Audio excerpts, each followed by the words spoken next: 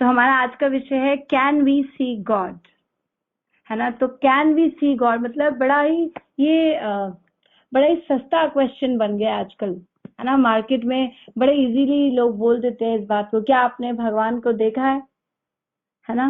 और तो कैसे कैसे इस बात को परसीव कर सकते हैं, क्या इसका उत्तर होना चाहिए, पहले मैं आप लोगों से पूछती हूँ। कैन वी सी गॉड, क्या हम देख सकते हैं भगवान को? कौन कहेगा? जय कृष्णा, धन्यवाद, प्रणाम। माता जी, इस कलयुग में कहते हैं कि हम भगवान को अपने शास्त्रों के माध्यम से और अपने श्रवण मतलब अपने कानों के माध्यम से, जैसे प्रेष प्रभु जी हमेशा बताते हैं कि इस कलयुग में हमारी आंखें जो हैं वो भगवान को, जैसे हमारे सामने अर्श विग्रह होते हैं तब भी देखकर भी हम उन्हें देख नहीं पाते, क्योंकि हमारे में वो लायकात या वो शुद्धता नहीं है। लेकिन भगवान के गुणगानों का श्रवण करने से, उनकी ग्लोरीज को सुनने से क्या होता है, हम उनको साक्षात रूप से उनको देख सकते हैं। माता जी, जो महाराज बोलते हैं नाम विग्रह स्वरूप तीन एक रूप, तीन भेद नहीं, तीन चिदानंद रूप, आई थिंक उसके माध्यम से हम भगवान को देख सकते हैं। हाँ, बिल्कुल बिल्कुल, आप सब बहुत सही बता रहे हैं, लेकिन हम इसको थोड़ा प्रैक्टिकल समझेंगे। बिल्कुल शास्त्रों की मदद से तो ये हमको समझ में आ ही रहा है, प्रभु जी ने बहुत सुंदर कोट किया, नाम विग्रह स्वरूप। हरे कृष्णा माता जी, धन्यवाद, प्रणाम। हम मंदिर जाते हैं, जब हम दर्शन करते हैं तो भगवान जी हमारे सामने ही हैं, हम उनके देख पा रहे हैं, लेकिन हमारी दृष्टि इतनी प्योर नहीं है और हम इतने प्योर नहीं है, हमारी आईज इतनी डिवाइन नहीं है कि हम उनको उस तरीके से देख पाए जैसे चल रहे हैं, हमसे बात कर रहे हैं। लेकिन वो सब हम फील करते हैं, लेकिन हम देख तो उन्हें रहे हैं, जब हम उनके सामने खड़े हैं, वो हमारे सामने है। तो हरे कृष्णा, धन्यवाद, प्रणाम। Hare Krishna, thank you so much. तो आगे बढ़ाते हैं। आपने बिल्कुल सबने बहुत अच्छा बताया, बिल्कुल भगवान हमारे सामने है, लेकिन उनको देखने के लिए अगर आपने कहा अर्च विग्रह, तो अर्च विग्रह मूर्ति नहीं है, पाषाण पीतल नहीं है, वो दृष्टि कहाँ से आएगी? किसी भी चीज को देखने के लिए आपके पास पहले, जैसे हम कुछ देखना चाहते हैं, मैं एक मूवी एग्जाम्पल लेती हूँ, एक मूवी देखना चाहती हूँ, तो मेरे पास सबसे पहले तो आंखें होनी चाहिए, तब मैं देख पाऊंगी, ठीक है। दूसरी चीज होनी चाहिए, उन आंखों में शक्ति भी होनी चाहिए, है ना। आंखें अंधों की भी तो होती है, लेकिन उनमें शक्ति नहीं होती। एक अंधे व्यक्ति और दूसरे व्यक्ति में क्या फर्क है? वो शक्ति उसके अंदर है, तो वो शक्ति, वो पावर ऑफ विजन, वो जो पावर है वो उसकी योग्यता है, वो आंखों में देखने की योग्यता। तो आंखें होनी चाहिए, दूसरी चीज उनमें योग्यता होनी चाहिए, तीसरी चीज मेरी इच्छा भी तो होनी चाहिए। मुझे मूवी देखनी है तो मेरे अंदर इच्छा भी होनी चाहिए। अब यहाँ पर ये तीन चीजें अगर नहीं है किसी के अंदर, तो वो नहीं देख सकता। जैसे प्रधानमंत्री को हम देखना चाहते हैं, है ना, तो पहले हमारे अंदर हमारे पास आंखें होनी चाहिए, हमारे पास योग्यता होनी चाहिए उनसे मिलने के लिए। हर कोई थोड़ी प्रधानमंत्री से मिलने चला जाता है कि चलो जी आज मेरा मूड कर रहा है मैं उनके साथ चलता हूँ मिलने, नहीं। कुछ योग्यता होनी चाहिए आपकी, आपके पास कुछ क्वालिफिकेशन, आपको पद्मश्री अवार्ड मिल रहा है, आपने कुछ बढ़िया काम किया है तो आपको प्रधानमंत्री से अवार्ड दिलवाएंगे, है ना। कुछ योग्यता होनी चाहिए।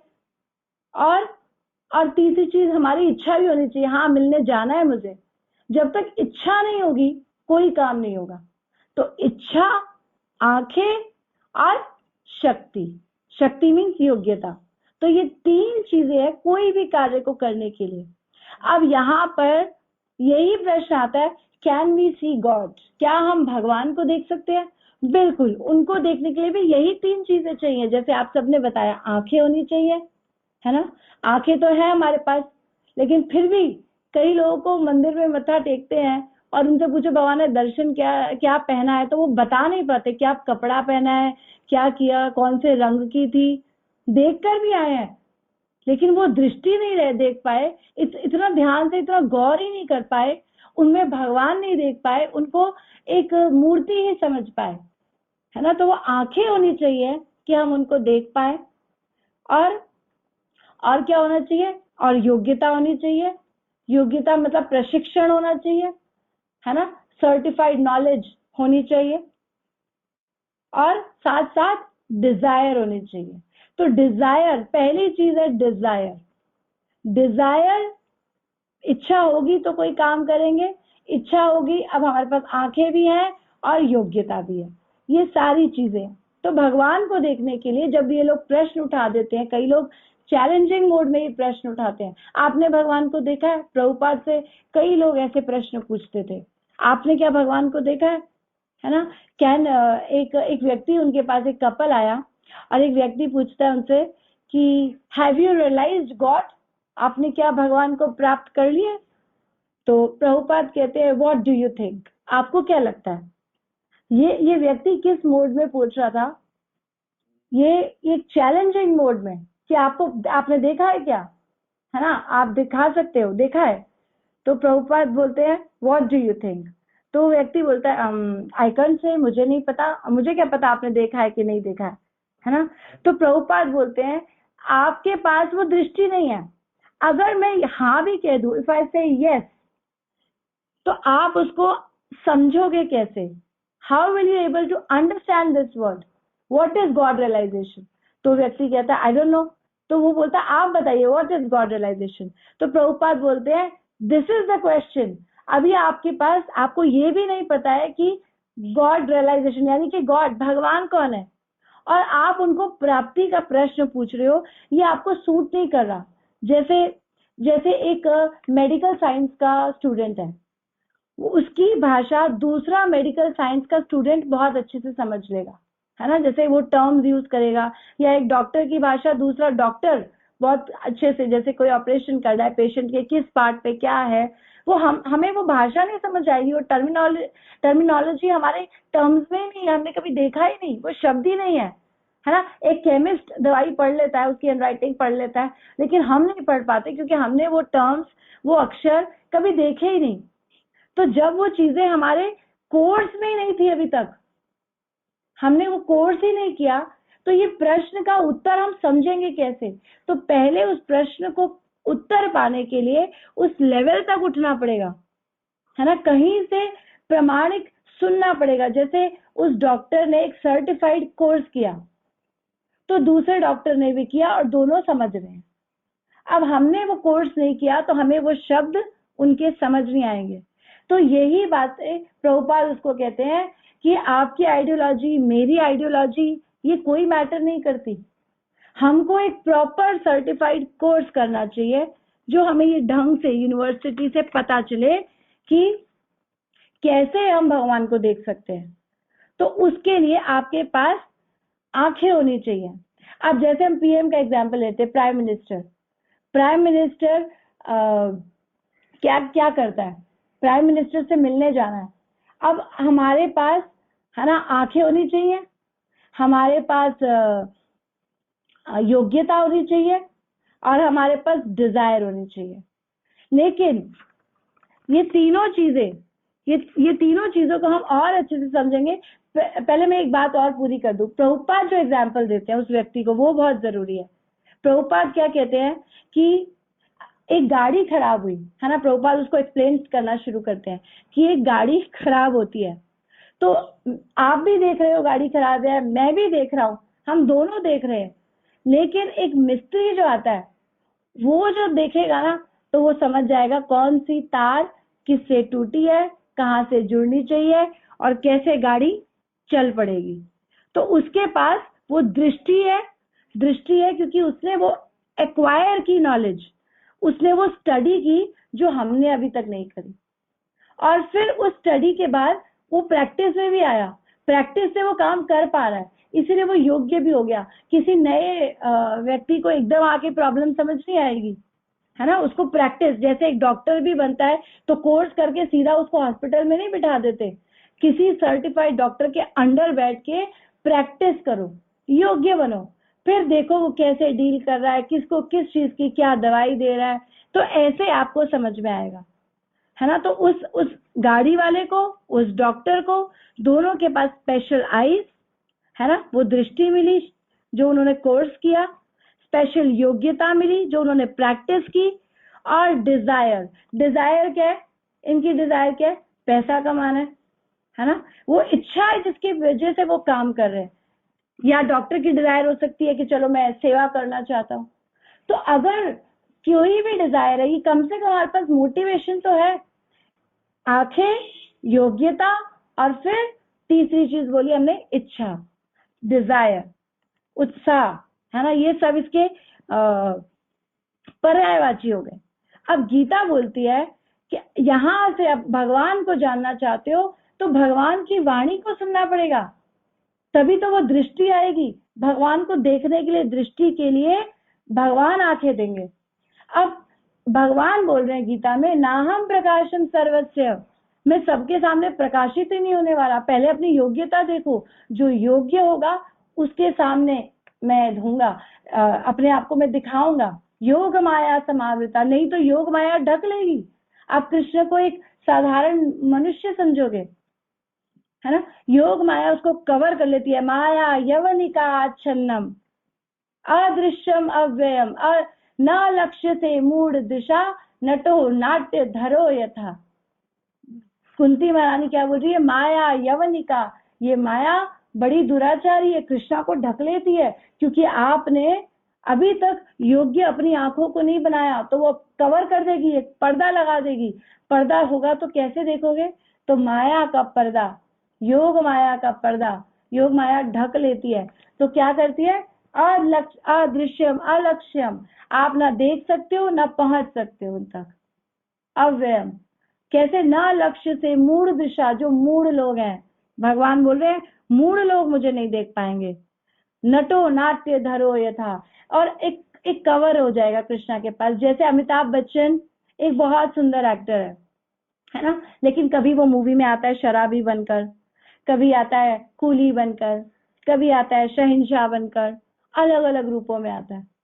लेकिन उसका असली रूप कैसा है, वो घर में अपनी पोती आराध्या के साथ कैसे मजे ले रहा है, उसके साथ कैसे खेल रहा है, वो नटो नाट्य धरो यथा, जैसे एक एक्टर एक्टिंग करता है और असली रूप नहीं दिखाता, ऐसे ही कृष्णा अपना असली रूप ढक लेते हैं।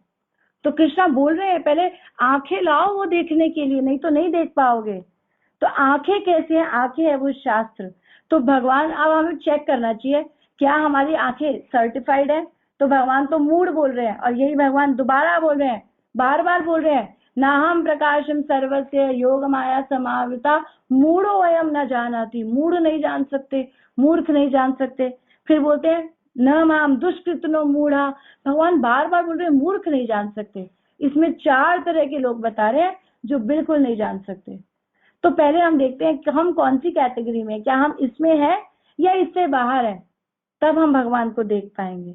तो ये 4 कैटेगरी क्या है, मूढ़ और नराधम, न माम दुष्कृतिनो मूढ़ा प्रपद्यन्ते नराधम, नरों में अधम, और माया अपहृत ज्ञाना आसुरिम भावम आश्रिता, आसुरी भाव, और माया के द्वारा जिनका ज्ञान ढक लिया गया। तो यहाँ पर भगवान बड़ा सुंदर प्रभुपाद जी एक्सप्लेनेशन दे रहे हैं कि मूढ़ किसको कहते हैं। आप किसको मूढ़ बोले जा रहे हो, है ना, जो पढ़े लिखे हैं मूर्ख हैं, जो जॉब कर रहे हैं मूर्ख हैं, किसको मूर्ख कह रहे हो, अनपढ़ को मूर्ख कह रहे हो। तो भगवान की दृष्टिकोण से मूर्ख कौन है, भगवान कह रहे हैं वे जो कठिन परिश्रम करते हैं और भारावाही पशुओं के समान कार्य करते रहते हैं, सिर्फ बोझा ढोना जानते हैं, है ना, और वो उस मेहनत का लाभ खुद उठाना चाहते हैं, उसका श्रेय भगवान को जो नहीं देना चाहते, भगवान को जो अर्पित नहीं करना चाहते, भगवान बोल रहे हैं ऐसे लोग मूढ़ हैं। और वो उसका एग्जाम्पल क्या दे रहे हैं, जैसे गधा, गधा सारा दिन मेहनत करता है ना, और उसको कोई छुट्टी भी नहीं मिलती है, और गधी की दुलत्ती भी खाता है, फिर भी वो काम करता है, सोचता है कि कुछ मिलेगा। एक धोबी उसके आगे, महाराज एग्जाम्पल देते हैं, एक कैरेट लटका देता है, गाजर, और वो सोचता है गाजर मुझे मिलेगी, भागता है और काम करता रहता है। गाजर आगे चलती रहती है, क्योंकि गाजर आगे लटकी हुई है, वो पहुंच ही नहीं पा रहा है और काम करता रहता है। और अगले दिन धोबी उठा के उसको गाजर को रखकर अगले दिन फिर वही गाजर लगा देता है, और ये गधा काम करता रहता है सिर्फ उस गाजर के लिए। वो थोड़ी सी घास खाकर तृप्त रह सकता है, लेकिन वो उसको पाने के लिए सारा दिन मेहनत करता है, आहार निश्चित, है ना, पूरा दिन रात, और उसी काम में व्यस्त रहता है। और उनसे कुछ बात करो, कुछ समझाओ ऐसे लोगों को, तो क्या कहेंगे, हमारे पास छुट्टी नहीं है ना, हमारे पास समय नहीं है। तो प्रभुपाद कहते हैं उनके पास समय नहीं है कि जीवन को अमर कैसे बनाना है। इतना सुंदर प्रभुपाद के अक्षर हैं, पलपट्स हैं कि बिल्कुल हृदय में अंदर जाते हैं। प्रभुपाद कहते हैं कि वे जीवन की अमरता के विषय में सुनने का उनके पास समय नहीं है। वो रात दिन मेहनत करते हैं, खाना खाएंगे नहीं खाएंगे, भूखे रहेंगे, उनको होश भी नहीं होगी। काम करना काम करना काम करना है ना। पेट खराब है, पेट सही है, खाते रहेंगे, लेकिन कोई उनका दृष्टिकोण ही नहीं है। आहार निद्रा भय मैथुनम च समान एतत् पशु भी नराणाम धर्मो ही तेषाम अधिको विशेषो धर्मेण ही न पशु भी समाना। तो क्या बोल रहे हैं? आहार निद्रा भय मैथुन, बस यही वो जानते हैं, खाना पीना सोना और बच्चे पैदा करना। इससे ज्यादा उनको कुछ नहीं पता है। अपने स्वामी के लाभ के लिए, है ना, मेरे को क्या फायदा हो रहा है, मेरे मालिक को क्या फायदा हो रहा है, बस यही उनकी दृष्टिकोण है। तो प्रभुपाद बोलते हैं जो सूकर यानी कि जो सुअर, क्या देखो प्रभुपाद हमें जानवरों से कंपेयर कर रहे हैं। जो सूकर विष्ठा खाता है, वो चीनी तथा घी बिना की बनी मिठाइयां, है ना, उसे हजम नहीं होगी, उसको परवाह नहीं होगी उसकी। उसको सूकर को किसमें मजा आ रहा है? उसको विष्ठा में आनंद आ रहा है। उसके लिए गंदगी बहुत अच्छी है, कीड़े गंदगी मल खाने वाला, है ना। श्वविद्वरा उष्ट खरे स्वम पुरुषम पुरुष न यह तो कर्ण ये तो पेते जातु नाम गदाग्रज। क्या बोल रहे हैं? श्वविद्वरा उष्ट खरे, 4 प्रकार के जानवर भागवत बोल रही है। हम प्रभुपाद ने एक एग्जाम्पल दिया, भागवत ने 4 और एग्जाम्पल दिए। तो मनुष्य वो 4 पैर वाला ये जानवर ही है अगर वो भजन नहीं कर रहा। कौन सा? श्वविद्वरा, वराह खाने, ये श्व मतलब कुत्ता। कुत्ता बिना वजह भौंकता रहेगा, बोलता रहेगा, उसकी बात की कोई वैल्यू नहीं है। जो लोग फालतू के भाषण देते रहते हैं, ये करेंगे वो करेंगे ऐसा करेंगे, ये प्लानिंग है वो प्लानिंग है, अखबार में ही आया सुनील तेंदुलकर, ये चला, यही बेकार, इन्हीं बातों में जो लगे रहते हैं। तुम्हारा उसे लेना देना नहीं है, लेकिन उसी में जो आनंद बोल रहे हैं। तो क्या बोल रहे हैं? बेकार की बातें। श्वविद्वरा, विद्वरा मतलब विष्ठा खाने वाला विरा। तीसरा क्या बोल रहे हैं? ऊंट। ऊंट क्या करता है? अपनी ही अपने जैसे कूट कांटों वाला पेड़ खाता है, और कांटों वाले पेड़ में जब वो खाता है तो उसके जो है जीभ और गला ये पूरा छिल जाता है। फिर उसको अपने ही खून का टेस्ट आता है और वो सोचता है कि कांटों वाले पेड़ में से स्वाद आ रहा है और वो और खाता रहता है। तो हम भी वैसे ही हैं। हम वही चीज पुनः पुनः चरवित चरवणा नाम, हम सोच रहे हैं इसमें आनंद है, वही चीजें करे जा रहे हैं। भौतिक जगत में आनंद प्राप्ति के प्रयास में लगे हुए हैं और अपना समय नष्ट करे जा रहे हैं। श्वविद्वरा उष्ट, तो हम उस मूर्ख ऊंट के समान है। वो हमारा ही खून पसीना है, हम उसी को सोच रहे हैं कि बहुत आनंद आ रहा है। और फिर उष्ट खरे, खरे मतलब गधा, गधे का एग्जाम्पल प्रभुपाद ने दे दिया। तो जो संसार का गुणगान कर रहे हैं और कृष्ण का गुणगान नहीं करे, कृष्ण के विषय में सुनने के लिए जो इच्छुक नहीं है, वो कहाँ से उनका दर्शन प्राप्त करेंगे? श्वविद्वरा उष्ट करे, तो ये है वो मूर्ख लोग। दूसरी कैटेगरी बताते हैं। दूसरी कैटेगरी क्या है? नराधम, नरों में अधम। अधम कैसे हो गई है? अधम ये नहीं कि वो जंगल में पैदा हो रहे हैं। अधम का मतलब है कॉन्शियसनेस में अधम। बहुत ही ये हाई प्रोफाइल्ड समाज के लोग हो सकते हैं, बड़े सुसंस्कृत आपको दिख सकते हैं, है ना, राजनीतिक दृष्टि से सामाजिक दृष्टि से बहुत उन्नत हो सकते हैं, बड़े बड़े फिल्म स्टार कलाकार बहुत सारे लोग हो सकते हैं, लेकिन जिनको धर्म के विषय में कुछ नहीं पता, है ना, तो वो कौन है? नराधम। मेरा धर्म क्या है? धर्म स्वानुष्ठिता पुंसा विश्वाक्सेनु कथा सुयत न उत्पादयते रतिम श्रम एव ही केवलम। शास्त्र बोल रहे हैं जो धर्म नहीं कर रहा, भगवान की कथा जो वो कार्य संसार में कर रहा है, अगर वो कार्य उसको भगवान की कथा में रुचि नहीं दिला रहे, है ना, उसके लिए बेकार हुए हैं, तो वो क्या है?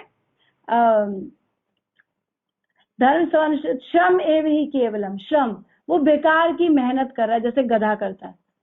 वो जो भी कुछ कर रहा है वो काम उसके काम नहीं आने वाले। इस शरीर के साथ सब कुछ यहीं छूट जाने वाला है, आगे क्या जाने वाला है ना? जितना कमा रहे हैं, जितना जोड़ रहे हैं, आगे अपने साथ क्या जाने वाला है, तो उसके विषय में वो चिंतित ही नहीं है। ऐसा नहीं बोल रहे कमाओ मत, लेकिन बोल रहे हैं मुख्य जिज्ञासा, जीवस्य तत्व जिज्ञासा। जीवन किसके लिए मिला है वो तो करो। मुख्य काम छोड़कर एक्स्ट्रा एक्स्ट्रा काम कर लिए।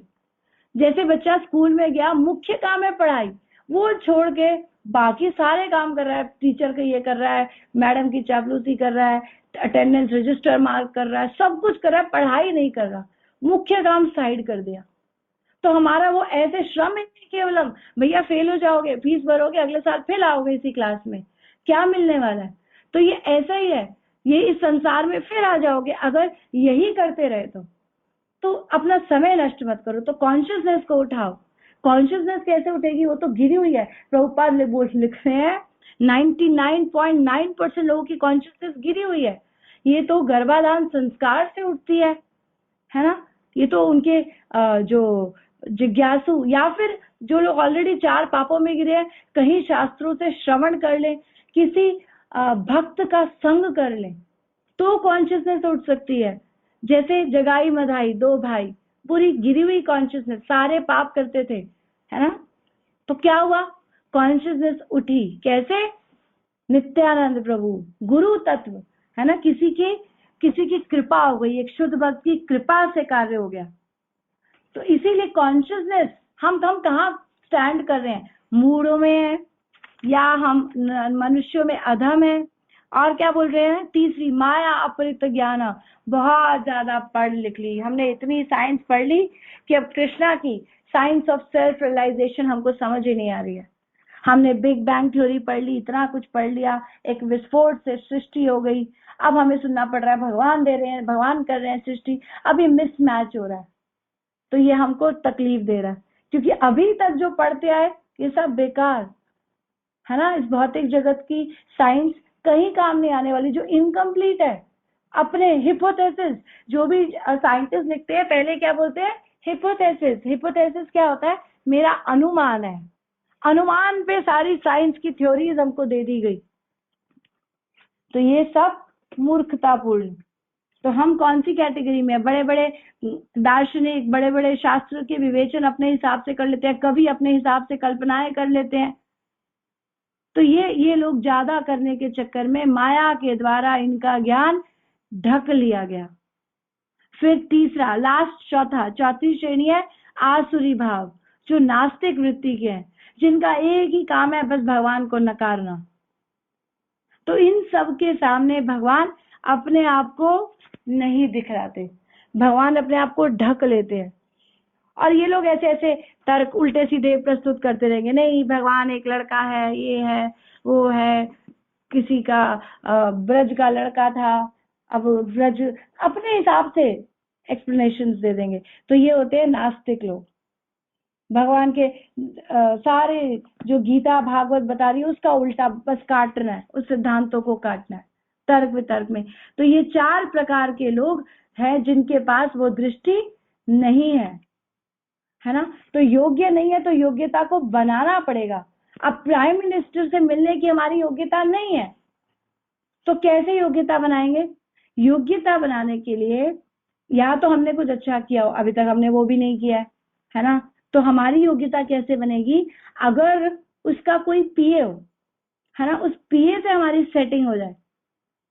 वो पीए बहुत शक्तिशाली है, वो योग्य है, वो उसके इतना निकट है कि वो सारा उसका टाइम टेबल जानता है, कितने बजे आ रहा है, कितने बजे जा रहा है, कब किस कंट्री में है, कितने बजे अवेलेबल है ना, किस समय वो फ्री होता है, क्या उसके खाने का समय, वो पूरा उसका ब्यौरा कच्चा चिट्ठा जानता है। अब वो हमको बता सकता है, हमारी सेटिंग करा सकता है।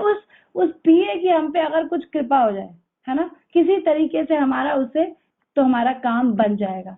हमारा अच्छा रिलेशन उस पीए के साथ सेट हो जाए तो हम योग्य बन जाएंगे। तो शास्त्र ये हमको योग्य बनाने के लिए भगवान के द्वारा आंखें दी गई है। अब यही भगवान को देखने के लिए भी हमें एक ऐसा ही पीए चाहिए। तो योग्य बनाने के लिए वो कौन है, वो योग्य होते हैं प्रामाणिक गुरु, जो गुरु परंपरा से चली आ रही लाइन लिनेज में बिलोंग करते हैं। वो हमारी कुछ सेटिंग करा सकते हैं। तो उसकी अगर हम कुछ सेवा कर दें, उस पीए की, उस गुरु की अगर हम कुछ सेवा कर दे और उस सेवा से कुछ कृपा वो हमारे ऊपर हो जाए तो हमारा काम बन जाएगा, है ना। हमारी योग्यता नहीं है भगवान को देखने की, योग्यता विचारे किछु नाही पाए तुम्हारे करुणा सार। हमारी योग्यता नहीं थी, लेकिन आपकी अगर करुणा हो गई, है ना, आपकी हमने कुछ सेवा कर दी, आप किसी तरह से हम पर प्रसन्न हो गए तो हमारा काम बन जाएगा। आमी तो कंगाल कृष्णा कृष्णा भोली धाय तब पाछे पाछे। मैं तो बस आपके पीछे पीछे दौड़ सकता हूँ, मेरे पास कुछ नहीं है, मैं तो कंगाल हूँ। अब ये योग्य गुरु के, है ना, महाराज एग्जाम्पल देते हैं, एक साधु की झोली में बैठ जाओ। एक चींटी 4 धाम यात्रा करना चाहती है, योग्य नहीं है, नहीं जा सकती, लेकिन साधु की झोली में अगर बैठ गई तो वहां पे खान पान की व्यवस्था, जो उसको चाहिए सारी व्यवस्था हो जाएगी।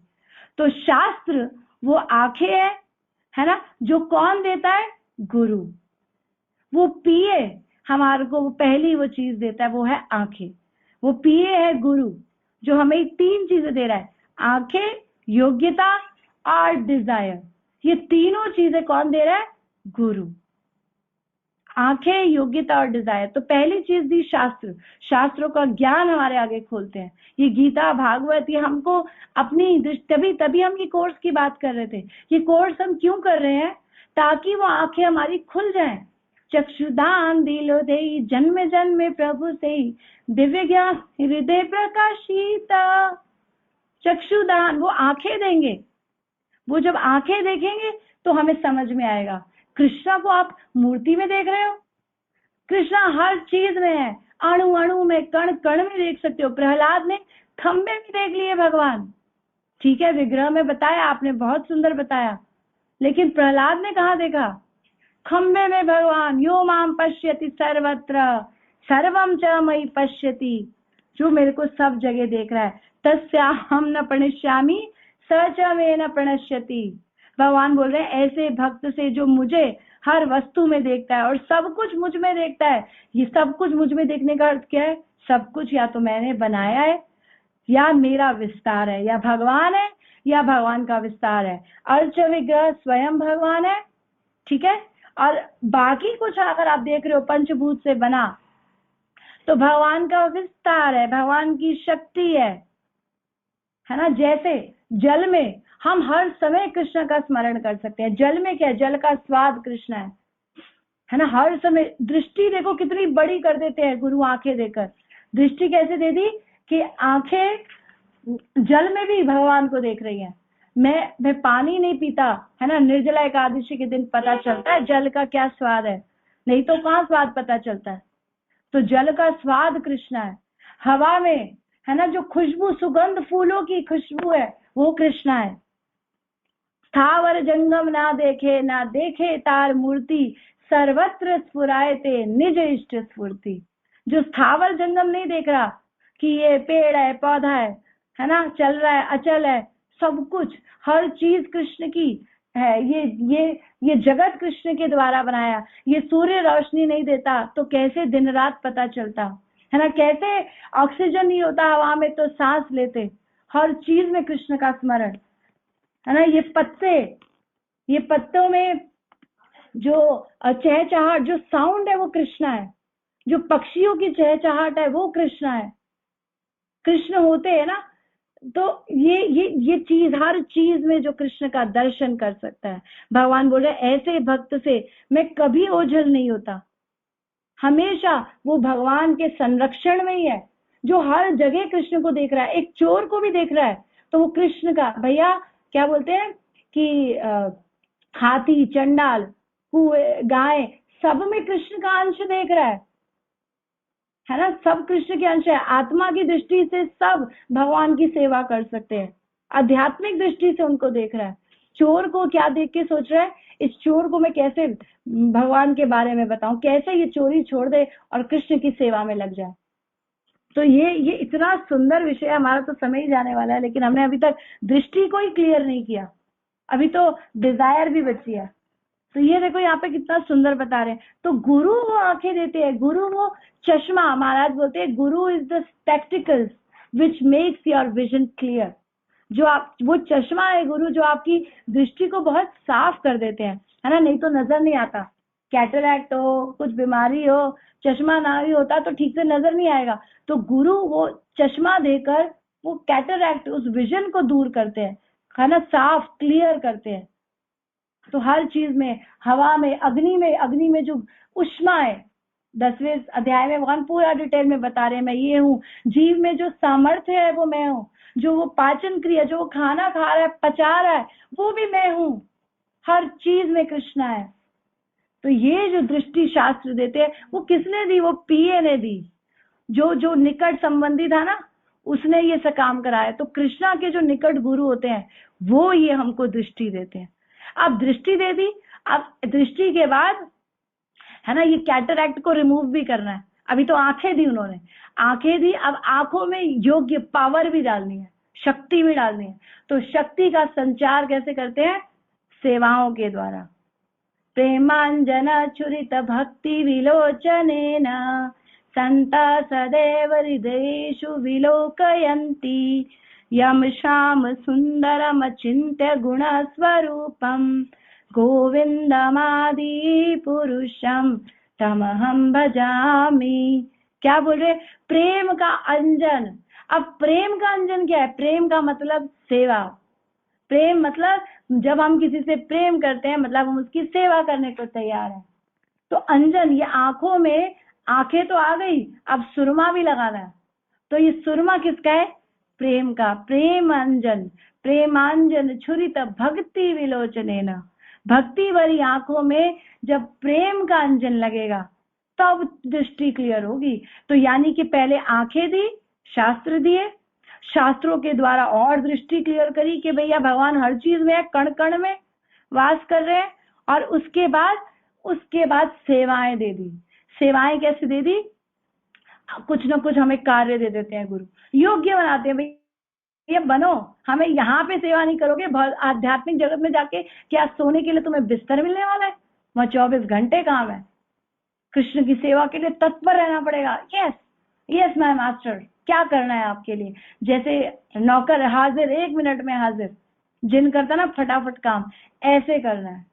तो कृष्णा ये बोल रहे हैं कि गुरु से मिलेगा वो सब। तो गुरु क्या करते हैं? दृष्टि को क्लियर करेंगे और हर चीज में वेदेषु दुर्लभम दुर्लभम आत्म भक्तो। तो शास्त्रों में तो बहुत दुर्लभ थे कृष्णा। आप खुद पढ़ने चले थे गीता भागवत, बड़ी मुश्किल थे भैया, लेकिन अदुर्लभम आत्म भक्तो, लेकिन भक्तों के लिए बहुत सुलभ हो जाओगे, क्योंकि भक्ति से, भक्ति विलोचने न, आंखें भक्ति भरा अंजन उनमें लग जाएगा तो चीजें आसान हो जाएंगी। बड़े बड़े जो तपस्वी योगी है, उनके पास ये नहीं है, बहुत मेहनत कर रहे हैं। पंथास्तु कोटि शतवत्सर संप्रगम्यो वायो रथापि मनसो मुनि पुंगवानाम् सोऽप्यस्ति यद् प्रत्पदसीम्य विचिन्त्य तत्त्वे गोविन्दमादि पुरुषं तमहं भजामि। पंथास्तु, पंथ का मतलब रास्ते, जो इस मार्ग पे लगे हैं। कई लोग लगे हैं भैया, तो कौन से लगे हैं? खाली भक्त नहीं लगा, योगी भी लगा है। और कौन लगा है?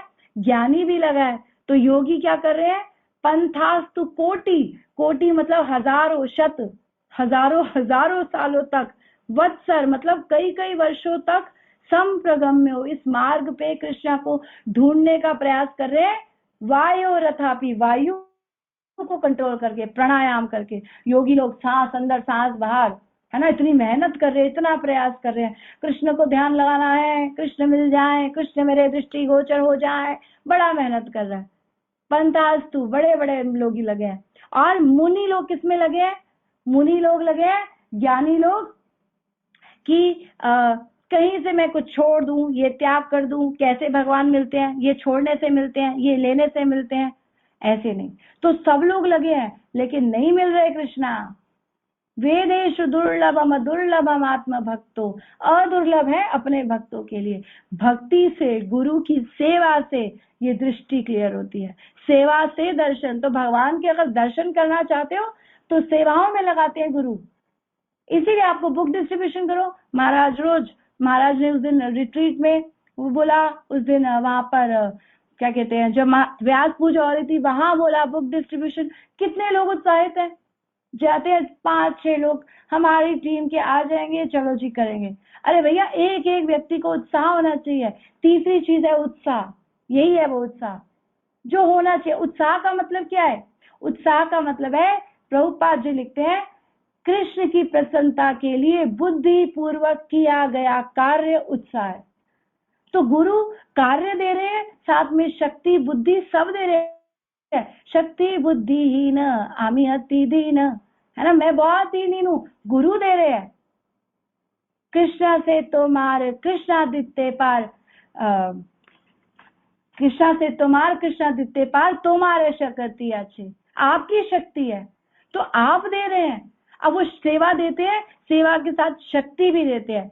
तो गुरु के निर्देशन में अपनी बुद्धि चलाकर नहीं, ये भी समझना है। उत्साह का मतलब गुरु की आज्ञा के अनुसार किया गया बुद्धि पूर्वक कार्य उत्साह कहलाता है।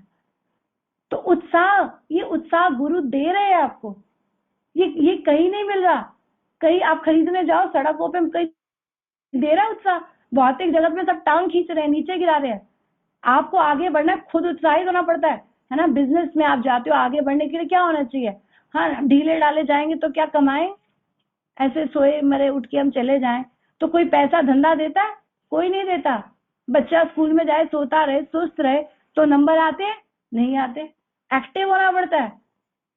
तो गुरु आपको सेवाएं दे रहे हैं, बुद्धि दे रहे हैं, अब इसको अपना लो। कृष्ण भक्ति रस भावितामति, कृष्ण भक्ति बहुत ऊंची चीज मिल गई आपको। रस भावितामति क्रियताम यदि कुतोपि लभ्यते, यदि कहीं मिल रही है, तत्र लोल्यम अपि मूल्यम एकम, ये लोल्यम जो लालच है ना, यही इसका एकमात्र मूल्य है। ये आपको इकट्ठा करना है। तो इसके लिए आपको एक पीए, वो गुरु चाहिए जो आपकी अप्रोच प्राइम मिनिस्टर कृष्णा से कराएगा, है ना। लोल्यम, तो लोल्यम अगर कहीं भी मिल रहा है तो खरीद लो। ये कहाँ से मिलेगा? ये मिलता नहीं इजीली, मार्केट में मिलने वाला नहीं है कि कोई वस्तु कहीं से परचेज कर लोगे। उत्साह कैसे मिलता है? गुरु सेवा के द्वारा बुद्धि शक्ति देकर आपको उत्साह ही दे रहे हैं। सेवा देने का मतलब है वो उत्साह देना चाह रहे हैं। आप ले ही दे रहे हो, महाराज हम तो कर नहीं पाते, हम तो घर में रहते हैं, हम ऐसे हैं, हम वैसे हैं। कितने लोग हैं अपाहिज हैं, फिर भी इतनी सुंदर बुक डिस्ट्रीब्यूशन कर लेते हैं। कैसे कर लेते हैं? वाणी की पटुता, कितने लोग क्या क्या कर जाते हैं, हाथ पैर अपंग होते हैं फिर भी कितना सुंदर कार्य करते हैं। कैसे करते हैं? कृष्णा की शक्ति से, गुरु की शक्ति से, है ना। पंगुम लंगायते गिरिव यत कृपा तम हम वंदे, जो जब भगवान की कृपा हो गई, गुरु की कृपा हो गई तो सारे कार्य हो गए। इसीलिए हमको एक बड़ी सुंदर प्रभुपाद कथा सुनाते हैं। एक व्यक्ति था चोर। वो चोर क्या करता है, उस उत्साह के कारण कृष्णा को प्राप्त करता है। चोर एक कथावाचक जो ऐसे ही प्रमाणिक भी नहीं होगा, ऐसे ही, क्योंकि मिलता तो है नहीं उत्साह कहीं से, लेकिन वहां पर एक कथावाचक बड़ी सुंदर भाषा में अलंकृत सुंदर तरीके से शास्त्रों के श्लोकों द्वारा सुंदर गुणगान कर रहा था। चोर वहां घुसता है और भगवान का गुणगान सुन लेता है, और भगवान का गुणगान सुनकर उसके अंदर हो जाता है, अरे उसके अंदर लालच पैदा होता है। इतने अलंकृत, इतने सुंदर भगवान ने आभूषण पहने, क्यों ना मैं पैसा कमाऊं उसको बेचकर, वो ऑर्नामेंट्स मुझे चाहिए, वो गहने मुझे चाहिए। तो उस ग्रीड से, उस गलत ग्रीड से भी देखो वो कृष्ण को प्राप्त कर गया, क्योंकि ग्रीड इजीली नहीं मिलती है मार्केट में। उसकी ग्रीड क्या थी? उसको चाहिए था पैसा। वो गहने चुराने जाता है और ढूंढता है कृष्ण को पूरी, क्योंकि उसकी इतनी स्ट्रांग उत्साह था, मुझे चाहिए, मुझे चाहिए, मुझे चाहिए। जब ये चाहिए भावना आ जाती है ना, तो कृष्णा दृष्टि गोचर हो जाते हैं स्वयं। तो भगवान उसको नजर आ गए, वो हैरान हो रहा है और कृष्णा से बात करता है और क्लियर कृष्णा से बोलता है कि मुझे तुम्हारे गहने चाहिए। कृष्णा कहते हैं मेरी माँ गुस्सा करेगी, मैं दे नहीं सकता हूँ। तो वो चुराने की सोचता है, लेकिन कृष्ण के निकट आ जाता है, कृष्ण से इतना वो इच्छा ही उसकी शुद्ध हो जाती है। तो उत्साह अगर किसी भी कारण येन केन प्रकारेण मन कृष्ण निवेशयात, किसी भी प्रकार से मन कृष्ण में निवेशित हो जाए। गोपियों ने प्रेम से किया, है ना, चोर ने लालच उत्साह से किया, कुछ पाने की इच्छा से, लेकिन किसी तरह से भक्तों के संपर्क में, कैसे भी कृष्णा के संपर्क में जीव आ गया तो उसको मेंटेन करे। बस मेंटेन क्या है, वो रेगुलर हो जाए, सेवाओं में दृढ़ हो जाए, तो वो उसका बना रहेगा। यही कृष्णा यहाँ पर समझाने का प्रयास कर रहे हैं कि ये जो कैटरैक्ट है ना, ये ऐसे रिमूव होगा। तो हमें दृष्टि चाहिए, हमें उत्साह चाहिए, और हमें साथ में शक्ति भी चाहिए। शक्ति क्या है, जो पावर ऑफ विजन, वो अंजन, वो सेवा का अंजन, योग्यता चाहिए। तो ये तीन चीजें जब हमारे पास होती है तो कृष्णा दृष्टि गोचर होंगे। और प्रभुपाद परपट में लिखते हैं कि ये जीवन कृष्ण को देखने के लिए ही है, कुकरों सुकरों के लिए नहीं है ना। उसकी तरह जीवन बिताने के लिए नहीं मिला आपको, वाकई में ये कृष्ण को प्राप्त करने के लिए ही आपको दिया गया है। तो इसका सही उपयोग, और इस्कॉन संस्था ये प्रयास कर रही है लोगों की चेतना को उठाने का, उनकी गिरी हुई कॉन्शियसनेस में उनको कुछ ना कुछ देने का।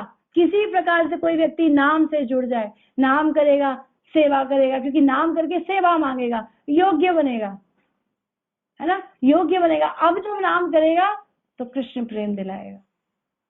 तो ये साइकिल कृष्ण पूरी क्लियर कर रहे हैं अपने आप। ये ज्ञान जो संसार का ज्ञान है, ये ज्ञान नहीं है। शुद्ध भक्ति का जो ज्ञान है, ज्ञान क्या है, देखो आजकल के ज्ञान से क्या हो रहा है कि बम बन रहे हैं, बम फूट रहे हैं ना, यही तो हो रहा है। फाइनली क्या हो रहा है, वर्ल्ड वॉर, मुझे मेरा पीस ऑफ लैंड, मुझे ये चाहिए, मुझे वो चाहिए। लेकिन आप मर रहे हो, इसके बारे में कौन चिंतित है। और ये इस्कॉन संस्था क्या कर रही है, ये बताने का प्रयास कर रही है, भैया इस जन्म मृत्यु की साइकिल को रोक दो।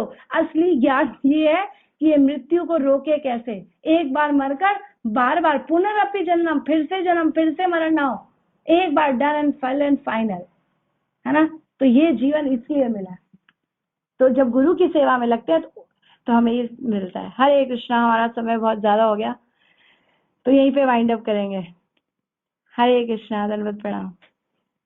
आई एम सॉरी मैंने ज्यादा समय लिया। किसी का कोई प्रश्न है या एडिशन है तो हम ले सकते हैं। हरे कृष्णा। हरे कृष्णा। आवाज आ रही है मेरी? हरे कृष्णा। हाँ जी, आपकी आवाज आ रही है।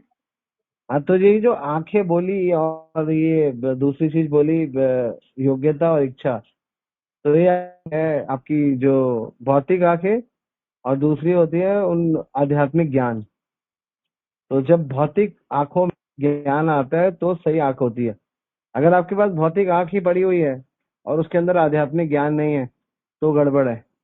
और कई लोगों के पास उल्टा होता है, कईयों के पास आध्यात्मिक ज्ञान होता है लेकिन भौतिक आंखें नहीं होती।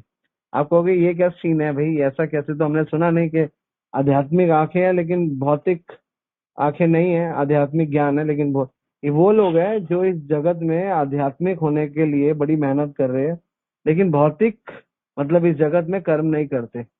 जैसे साथ ये क्या कहते हैं, क्या कहते हैं ज्ञानी होगी, आध्यात्मिक ज्ञान से आंखें खोल लेते हैं अपनी, लेकिन भौतिक कार्यों में संलग्न नहीं होते और कहते हैं सब भौतिक कार्य गंदे हैं।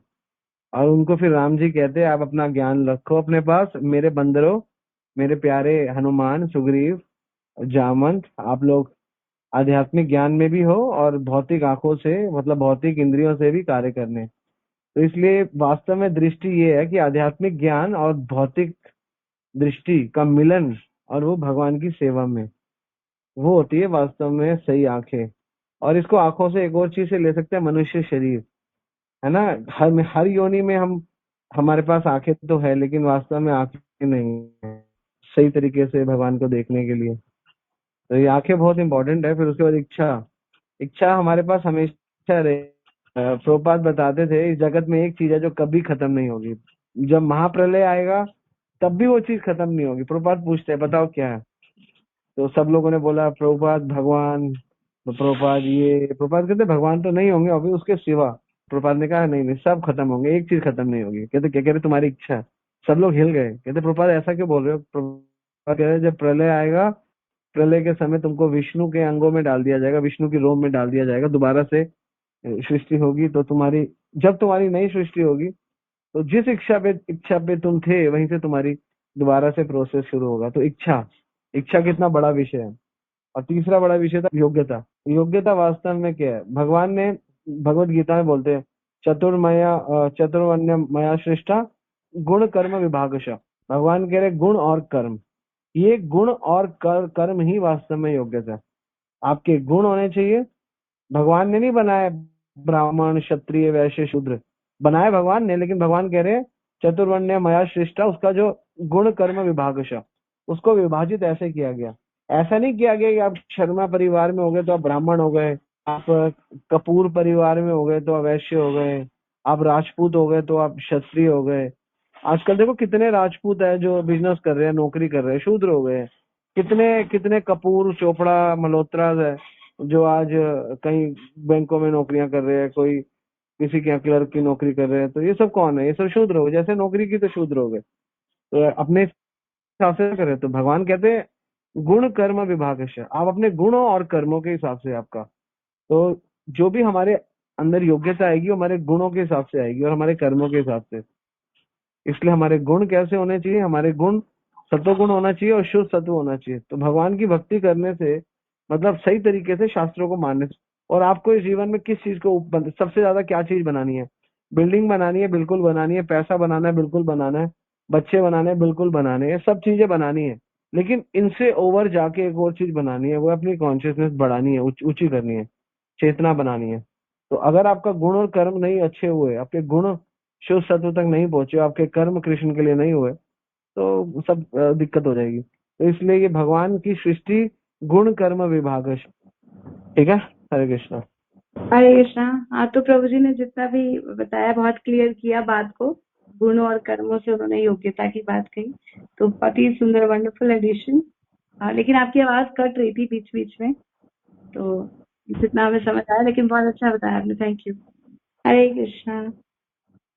किसी का कोई प्रश्न है तो हम ले सकते हैं। माता जी जैसे आज की क्लास थी, तो जैसे माता जी जो निराकारवादी लोग होते हैं वो ये कहते हैं कि भगवान तो है ही नहीं, तो वो शास्त्रों को भी नहीं मानते। वो कहते हैं कि गीता भागवत को भी नहीं मानते, क्योंकि जब भगवान है ही नहीं तो उनकी क्या ही लीला और क्या ही उनकी बुक्स। वो सिर्फ कुछ वेदों में विश्वास करते हैं, या फिर कुछ कहते हैं कि हम भगवान को देख ही नहीं सकते क्योंकि वो है ही नहीं। तो माता जी जैसे तो माता जी ऐसा मतलब क्यों होता है कि मतलब कुछ जैसे हम कहते हैं कि हमारे प्रारब्ध का हमें मिलता है, तो कुछ उनका कुछ गरज संग था या फिर क्या था? क्योंकि जैसे माता जी आज की क्लास जो थी, और ये हम सबके लिए है, क्या हम भगवान को देख सकते हैं, तो प्रैक्टिकल क्लास थी माता जी।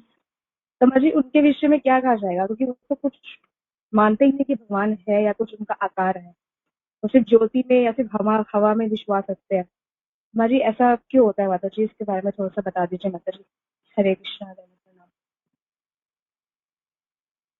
हरे कृष्णा। तो इसका आंसर बहुत वास्ट हो सकता है, लेकिन मैं अपनी सीमित बुद्धि से देने का प्रयास करूंगी, बाकी प्रभु जी कंप्लीट करेंगे। तो क्यों हो सकता है? क्योंकि हम लोग क्यों समझ पाए? क्योंकि कहीं ना कहीं हमारे जीवन में भक्त आए और हमने उस अपॉर्चुनिटी को यूज किया, जो उन्होंने हमें बताया, हमने उसको ग्रैब किया। तो भगवान ये अपॉर्चुनिटी हर जीव को देते हैं। प्रभु जी क्लास में कई बार बताते हैं कि सब जीवों को ये मौका मिलता है, लेकिन वो इस अपॉर्चुनिटी को उठाते नहीं, सही भक्तों का प्रमाणिक सूत्रों का संग नहीं ले पाते, है ना। ये शाम अंतगतम पापा जना नाम पुण्य कर्मणाम ते द्वंद निर्द्वंद क्या है, द्वंद मोहे न निर्मुक्ता भजनते माम दृढ़वता। मेरा दृढ़ता पूर्वक भजन कौन करते हैं? जिनके पूर्व पापों का क्षय हुआ है और पुण्य कर्मों का उदय हुआ है। तो पुण्य कर्म ये है भक्तिमय पुण्य कर्म, जो वो सुकृतियां जो उन्होंने पुण्य कर्म किए, जो किसी भक्त के संपर्क में आके उनके साथ हो पाई, जिसके कारण से वो पुण्य जो है उनको भक्ति दे गए, है ना। भक्त जीवन में आए और उस अपॉर्चुनिटी का उन्होंने लाभ उठाया। लेकिन अभी तक कई लोगों के पास ये अपॉर्चुनिटी भी नहीं आती, क्योंकि उनके पास पुराने इतने पापों का संचय और जो सही मौका मिला उसका वो लाभ नहीं उठा पाए। ब्रह्मांड भ्रमिते कौन भाग्यवान जीव, गुरु कृष्ण प्रसादे पाए भक्ति लता बीज। तो भाग्यवान जीव कौन है? जिसको गुरु और कृष्ण की वास्तविक कृपा मिल गई, ये भक्ति लता का बीज उनके हृदय में डल गया। तो उन लोगों ने अभी तक कुछ ऐसा नहीं किया, किसी भक्त के वो संपर्क में नहीं आए, और इसीलिए प्रचार की आवश्यकता है। इसीलिए इस इस्कॉन संस्था ये हरि नाम निकालती है सड़कों पर, है ना, ये बुक डिस्ट्रीब्यूशन करती है, तो किसी न किसी प्रकार से लोगों तक ये अपॉर्चुनिटी जाए, क्योंकि कोई भी अगर प्रभुपाद की गीता पढ़ लेगा 100% क्लैरिटी आ जाएगी उसको जीवन की।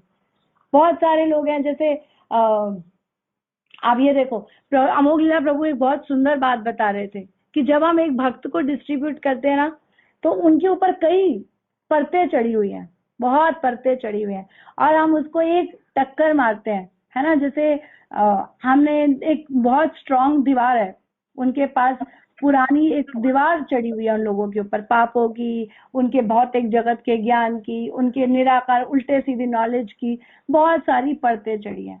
और जब हम दीवार पे एक मुक्का मारते हैं तो दीवार इतना मजबूत जोड़ा टूटेगा नहीं, लेकिन कोई स्ट्रांग व्यक्ति आता है, मारता रहता है, मारता रहता है, मारता रहता है, और फिर हमारे जैसा बाद में एक कमजोर व्यक्ति जाता है और एक हल्का सा टक करता है और दीवार टूट जाती है, वो व्यक्ति बुक ले लेता है। तो हमसे अगर कोई किताब ले लेता है तो हमको ऐसे लेना चाहिए कि देखो उसके ऊपर बहुत परतें चढ़ी थी, शायद किसी भक्त ने उसके साथ कुछ न कुछ किया, उसको कुछ दिया, और इसने उनकी बल से ये कर पाए हम।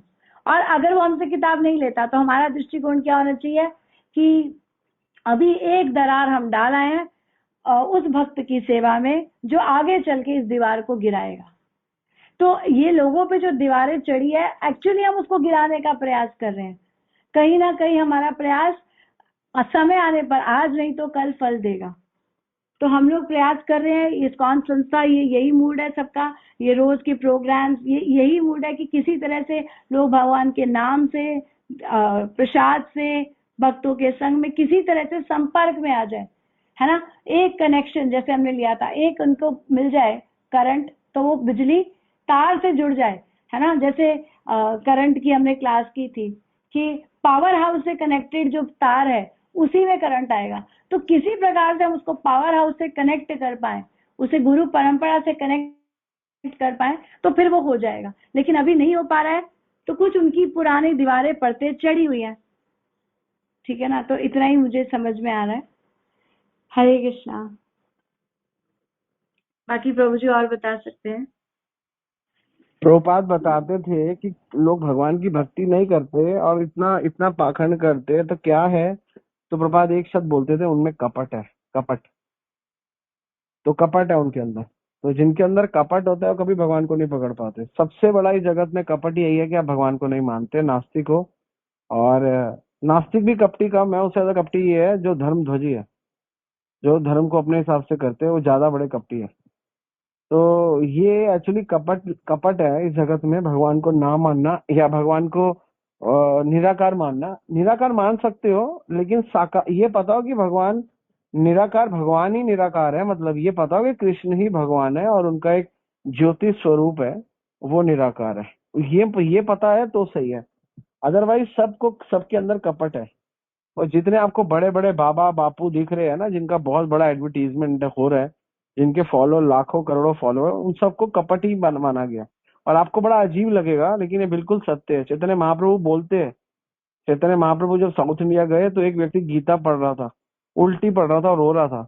बाकी लोग गीता में व्याख्या कर रहे थे, लेकिन वो व्याख्या उल्टी कर रहे थे, और ये व्यक्ति गीता उल्टी पकड़ के व्याख्या सीधी जानता था कि कृष्ण भगवान है, और रोता था कवर को देख के। पढ़ा लिखा था नहीं, कहता था देखो कैसे भगवान है कि अपने भक्त का रथ हाँक रहे हैं, यही भगवान हो सकते हैं।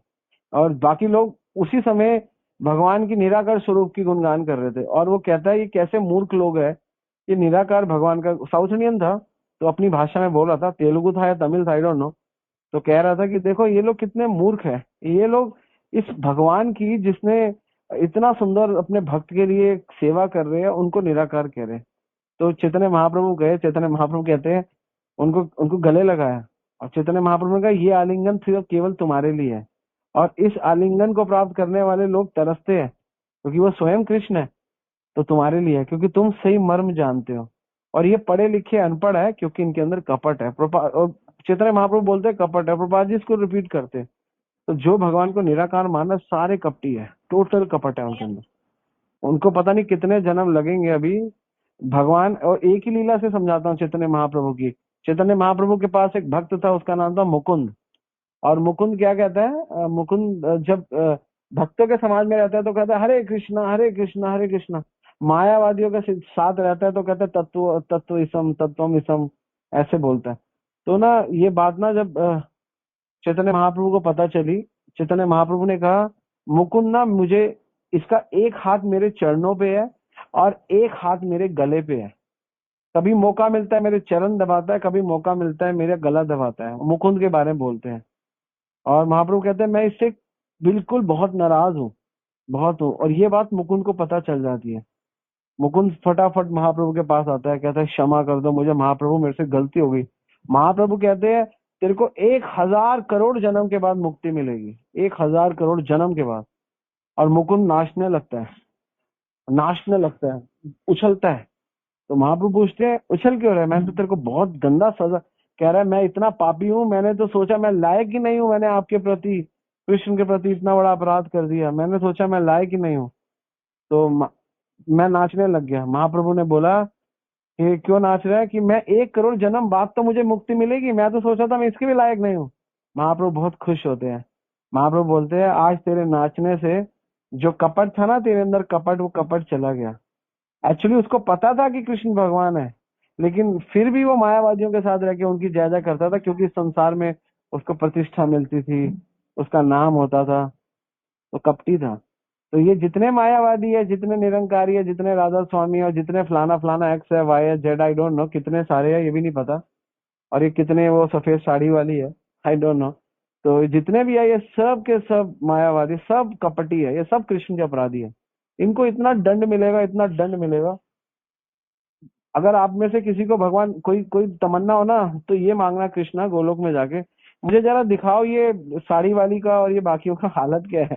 तो कृष्णा दिखाएंगे आपको इनकी हालत क्या है, ठीक है। तो ये मांगना कभी मौका मिले तो। मैं तो कहता हूँ कृष्ण मेरे को अगर गोलोक में जाओ, एक सेवा है लेकिन एक छोटी सी डिजायर है, मुझे दिखा देना इनका हुआ क्या है। एक्चुअली मैं देखना चाहता हूँ कि क्या स्थिति है इनकी, क्योंकि ये लोग बहुत ही बड़े धर्मध्वजी है, धर्म को अलग तरीके से प्रस्तुत कर रहे हैं। और इतना पोलाइटली बोलती है वो साड़ी वाली, बहुत ही अजीब बोलती है। लोग इतना अट्रैक्ट होते हैं उससे, मूर्ख लोग, आई डोंट नो क्यों लोग उनसे अट्रैक्ट होते हैं, ठीक है ना। तो ये लोग पागल है और मूर्ख है जो इधर उधर फॉलो करते हैं। तो महाप्रभु सीधा कह रहे हैं जो लोग मुझे नहीं मानते वो कपटी है, ये सारे कपटी लोग हैं। इन कपटियों का, कपटियों से दूर रहना चाहिए। तो यही एक रीजन है कि क्यों नहीं मान पाते, क्योंकि कपट है उनके अंदर। एक माँ अपने बच्चे के सिवा दूसरे बच्चे को प्रेम क्यों नहीं कर पाती, क्योंकि उसमें कपट है, अपने बच्चे के प्रति प्रेम है। एक एक बिजनेस टाइकून दूसरे को फलता हुआ देख के क्यों ऐसी स्ट्रेटेजी बनाता है, क्योंकि उसके अंदर कपट है। क्यों एक पड़ोसी दूसरे पड़ोसी को जब बड़ी गाड़ी देखता है तो उसको जलन होती है, ईर्ष्या होती है, क्योंकि कपट है।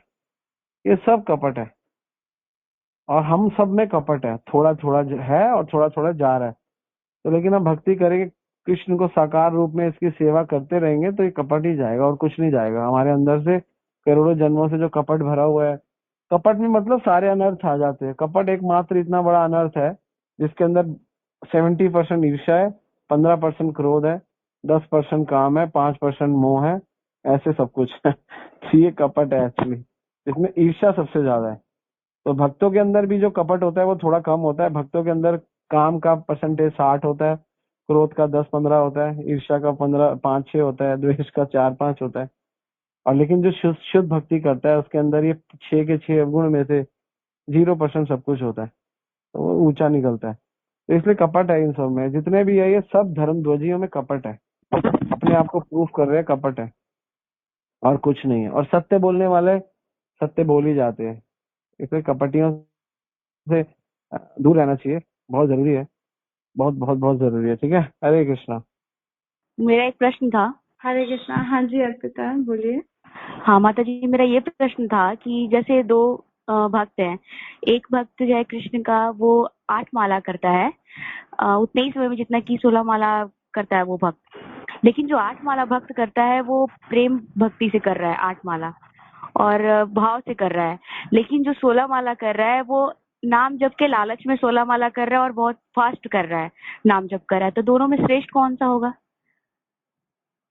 जानवा इसका आंसर मैं देता हूँ। जो 16 कर रहा है वो ज्यादा श्रेष्ठ होगा, जो 8 कर रहा है वो ज्यादा श्रेष्ठ नहीं होगा, ठीक है। क्योंकि गुरु ने बोला 16 करो, गुरु ने ये नहीं बोला ज्यादा ध्यान से करो। पहले क्वांटिटी देन क्वालिटी, अपना दिमाग चलाना जीरो कर दो, पहले क्वांटिटी देन क्वालिटी। जो 16 कर रहा है वो ज्यादा श्रेष्ठ है, चाहे वो घिसी हुई पीटी हुई कर रहा है वो ज्यादा श्रेष्ठ है, ये शास्त्रों का मत है। और जो 8 कर रहा है, अच्छी कर रहा है, वो ड्रामेबाज है, ठीक है ना। तो इसलिए अच्छी करनी है लेकिन उससे पहले पूरी करनी है। तो पहले quantity then quality. Quality quality किसने बोला आपको अच्छी करने के लिए? कहाँ पे लिखा है? कहाँ पे लिखा है कि अच्छी माला करनी है? शास्त्र क्या कहते हैं? खायते पियते सोइयते यथा तथा नाम लई, देशकालीन नियम नहीं सर्व सिद्धि। क्यों नाम को नियम में ला रहे हो? कोई मंत्र थोड़ा ना, ये महामंत्र है। तो अपना दिमाग जीरो करके जो गुरु आचार्य कहे उनको फॉलो करो। हाँ, जब आपकी भजन अच्छा हो जाएगा तो आपको अपने आप ही कृष्णा अच्छी माला माला अच्छी करनी चाहिए। लेकिन अगर ये ऑप्शन है कि 16 करूं और 8 करूं, तो इसमें 16 वाला ज्यादा बेटर है, 8 वाला बेटर नहीं है। और दूसरी बात, जो लोग माला बढ़ा रहे हैं, बिल्कुल बढ़ाओ। पुरुषोत्तम माह से माला बढ़नी चाहिए। लेकिन मुझे कई लोग कह रहे हैं कि कई लोग कम खा रहे हैं और ये कर रहे हैं, और सेवाएं ज्यादा है और खा कम रहे हैं। कोई ज्यादा फर्क पड़ने वाला नहीं है आपके एक टाइम के प्रसाद से, ये आपका मन का भ्रम है। ये उन लोगों के लिए जो कुछ करते ही नहीं है, जिनको कुछ पता ही नहीं है तपस्या, शरीर की तपस्या क्या है वास्तव में। प्रचार करो ना, लोग जितना कम खा रहे हो ठीक है, लेकिन प्रचार करो, लोगों को फोन करो कि ये पुरुषोत्तम माह से आप लोग 2 माला करो, आप ऐसा करो, आप उपदेश पे आओ, आप ये फलाना करो। ये ज्यादा खाने पीने पे हमारे यहाँ डिस्कशन ज्यादा हम करते हैं, कोई ज्यादा डिस्कशन खाने पीने पे ना। महाराज ने मेरे को याद है कार्तिक के मास में जबरदस्ती खिलाया। महाराज 2 दिन बचे थे, महाराज कहते परेश आपने अपने गोवर्धन रिट्रीट में आपने चावल का छोड़ा हुआ है? मैंने कहा यस महाराज। महाराज पूछ के चले गए। जब प्रसाद आया, महाराज ने बोला परेश को बुलाओ, मुझे चावल खिलाए। महाराज ने बोला फालतू की चीजें ना मुझे पसंद नहीं है परेश, प्रचार करो, इसमें कॉन्सेंट्रेट करो। कि फालतू ये छोड़ दिया वो छोड़ दिया, ये उनके लिए जो कुछ नहीं करते, निकम्मों के लिए। जिन्होंने करना है उनके लिए प्रचार जरूरी है। कि फालतू चावल छोड़ दिया, मीठा छोड़ दिया एक बार, फिर मैं, लेकिन दूसरी बार फिर दूसरा साल हुआ, मैंने कार्तिक नहीं किया, लेकिन वो व्रत नहीं रखा। अगले साल मैंने वो रख लिया, वो जो 5 दिन होते हैं ना आखिरी के, क्या कहते हैं उसको, वो रख लिए कार्तिक के लास्ट 5 डेज। और मैं सिर्फ वो लूंगा, क्या कहते हैं, अन्न वो लूंगा, एकादशी लूंगा। महाराज ने मुझे बुलाया फिर अगले साल। महाराज को याद था, कह रहे अब ये क्या, आप तू कब सुधरे होगे? मैंने बोला क्या हुआ महाराज? महाराज को पता चल गया। महाराज ने बोला ये क्या छोड़ा है? मैंने बोला महाराज ये। महाराज कहते नहीं, रिट्रीट में जो भी है सब खाओ। फिर मैंने दूसरी बार, तो 2 बार मेरे गुरु ने मुझे डंडी देके किया। तो इसलिए मेरे पास ये राइट है कि मैं आप लोगों को भी डंडी दूं, क्योंकि मैंने लिया, और जो हमसे जुड़े हैं उनमें हम डंडी देंगे। फालतू की चीजें छोड़ वोड़ के कुछ फायदा नहीं है। जो करने की चीज है वो करो, माला बढ़ाइए कोई बात नहीं, बढ़ाओ, 16 कर रहे हो, 32 कर रहे हो, लेकिन ये फालतू छोड़ना छाड़ना, एक टाइम वो एक टाइम, तो कहीं और सुनते हो तो फिर उनको उनको फॉलो करो, हमको सुनते हो तो हमको फॉलो करो, ठीक है ना। और जिसके साथ रहते हो उसको फॉलो करोगे, ज्यादा अच्छा है। ज्यादा छोड़ने से, आपके चावल छोड़ने से, एक टाइम छोड़ने से कोई कृष्णा प्रसन्न नहीं होने वाले। ये आपकी मन की भ्रांति है बस, और कुछ नहीं है इससे ज्यादा, ठीक है ना। ये आपको ऐसा लग रहा है, ठीक है, आप कोई करना है तो करो। ये उनके लिए होता है जो ब्रह्मचारी है, पुरुष है, या मंदिरों में रहते हैं, उनको तपस्या करनी है। ये जो 4 नियम है ना, दूध दही पालक और ये वो कौन सी दाल है, उड़द की दाल, प्रपात जी लिखते हैं कि गृहस्थ भी कर सकते हैं चाहे तो। प्रपात जी ने फोर्स नहीं किया। प्रपात जी लिख रहे हैं, प्रपात जी लिख रहे हैं, लेटर लिख रहे हैं, श्याम सुंदर को कह रहे हैं गृहस्थ भी कर सकते हैं चाहे तो। मतलब प्रपात इज नॉट फोर्सिंग टू गृहस्था की करो। हम करते हैं ये 4, बिल्कुल करते हैं। हम पालक नहीं लेते, दही नहीं लेते, दूध नहीं लेते, लेकिन ये ऑप्शनल है। कोई कोई ले भी ले, कोई ऐसा कोई बहुत बड़ा क्राइम नहीं कर दिया, समझ गए। तो इसलिए पहले तो सही तरीके से मूड को डेवलप करो। भक्ति में कोई भी चीज आपके मूड के ऊपर डिपेंड करती है। उल्टे सीधे लोगों के साथ रहोगे, उल्टे सीधे आइडियाज आएंगे, उल्टे सीधे काम करोगे। जो करना है आप गुरु के संग में रहो, जो आपके साथ है उनके साथ मान के करो। बैंगन छोड़ दो, टमाटर छोड़ दो, आलू छोड़ दो, चावल छोड़ दो, शरीर हेल्थ के लिए छोड़ दो, अच्छा छोड़ दो। लेकिन इसके ये करके अब कृष्णा प्रसन्न हो जाएंगे ऐसा कुछ, ये सब है। कृष्णा प्रसन्न होंगे जब कृष्ण को प्रसन्न करने के लिए कार्य करोगे। इसमें आपने बैंगन छोड़ दिया, कृष्णा को क्या प्रसन्नता है? आपने एक टाइम खाना छोड़ दिया, तो कृष्णा को क्या खुशी? खुशी क्या कृष्णा को? कृष्णा की खुशी के लिए सोचो ना, अपने लिए क्यों सोच रहे हो? तो सही सिद्धांत में फॉलो करो। 1-2 लोग मुझे कह रहे हैं ये कर दिया वो कर दिया, मुझे I don't like all this things. लेकिन प्रभुपाद ने गृहस्थों को बहुत लिवरेज दिया, प्रचार कर रहा है, गृहस्थ बहुत बड़ा काम कर रहा है। और माला 16 करनी है, बिल्कुल करनी है। 8 माला अच्छी करने से अच्छा है 16 माला टेढ़ी मेढ़ी करो, वो भी अच्छी करो, लेकिन फिर भी ये जो क्वेश्चन था ना 16 करे वो 8 अच्छी कर रहा है, तो 16 वाला ज्यादा बढ़िया, क्योंकि वो इंस्ट्रक्शन फॉलो कर रहा है। शक्ति कृष्णा दे देंगे, गुरु दे देंगे, अच्छी करवा देंगे, ऐसी बात नहीं है। तो माला हो जाती है अच्छी। अभी जैसे 9 बज गए, मेरी 16 माला 7:30 बजे हो गई थी आज, ठीक है ना। तो इसका मतलब हो गई तो हो गई, उसमें क्या है। अब और करूंगा नहीं करूंगा, मेरे पास टाइम ही नहीं है, मेरे को बहुत सारे काम करने हैं, ठीक है ना। पढ़ना है, क्लासेस लेनी है और बहुत सारे सेवाएं हैं। हो गई 16 माला, बस इतना ही गुरु ने बोला, इतना ही करूंगा। हाँ कर सकते हैं, दो मैंने कार्तिक में 2-4 माला बढ़ाई है, किसी दिन 2 बढ़ा रहा हूँ, किसी दिन 4 बढ़ा रहा हूँ, लेकिन वो कर लूंगा शाम को एक बार। लेकिन आप अपना फोकस सही रखो, फोकस हट गया तो मूड हट जाएगा, मूड हट हट गया तो कॉन्शियसनेस गिर जाएगी। बस फोकस क्या है कि जो प्रभुपाद ने बोला है 16 माला 4 नियम इस महीने में, माला चाहे 64 भी करो, I haven't any problem in this month. लेकिन खाने पीने का ज्यादा पंगा मत करो, सेवाएं छोड़ के अकेले रूम में बैठ के, बस कोई फायदा नहीं है। You have to work hard for Krishna, बस। और जो सेवा कृष्णा ने आपको जिस सेवा में निर्धारित कर दिया, वो सेवा ढंग से करो। Okay, Hare Krishna. Thank you प्रभु जी, बहुत बहुत धन्यवाद। हरे कृष्णा। हरे कृष्णा। यहाँ पे भारती गुप्ता माता जी का प्रश्न है, when we offer 56 bhog to Krishna we should put tulsi dal on each bhoga और we can put only one tulsi dal in that plate, how should we do that? अलग अलग प्लेट्स अगर आपने बनाई है 56 भोग की तो अलग अलग तुलसी दल ही डलना चाहिए। एक प्लेट में लोग 56 भोग की मिठाइयां डाल के वहां एक लगा देते हैं तो वो चलेगा, लेकिन प्रयास होना चाहिए कि अलग अलग कटोरियां हो, अलग अलग 56 भोग हो और उसमें अलग अलग तुलसी दल डलना चाहिए। ठीक है। माता जी अभी प्रभु जी ने बोला था खाने पीने के लिए, जैसे हम किसी को बोलते हैं कि भाई आप ऐसे माला करो ये करो, तो फिर वो ना प्याज लहसुन को बोल देते हैं कि खाने पीने से क्या होता है। हम कर तो रहे हैं ना, कोई भी जो प्रोसेस है उसको हम कर रहे हैं, लेकिन हम प्याज लहसुन को नहीं छोड़ सकते। तो उस पे माता जी हमें क्या बोलना चाहिए? आपको उनको प्याज लहसुन किसी चीज के लिए नहीं बोलना है, आप उनको बस बोलो माला करो और हो सके तो उनको ये क्लास ज्वाइन करवाओ, इसी चीज पे फोकस करो, बस माला करो और क्लास कर जुड़वा दो, बाकी सब चीजें समय से अपने आप हो जाएगी। ये वही तो बोल रहे हैं, खाने पीने की कोई बात नहीं बोलनी चाहिए और आप तो प्याज लहसुन की बात कर रहे हो, लोग इतने समय से खा रहे हो, हमारी बात क्यों सुनेंगे, है ना। नाम करके उनका हृदय जब सरल होगा तो हमारी बात समझ आएगी, अभी नहीं आएगी। तो अभी आप सिर्फ नाम बोलो और ये क्लास सुनने को बोलो, ठीक है। हरे कृष्णा। वाञ्छाकल्पतरुभ्यश्च कृपा सिन्धुभ्येव च पतितानां पावनेभ्यो वैष्णवेभ्यो नमो नमः। श्रील प्रभुपाद की जय, गुरु महाराज की जय। हरे कृष्ण।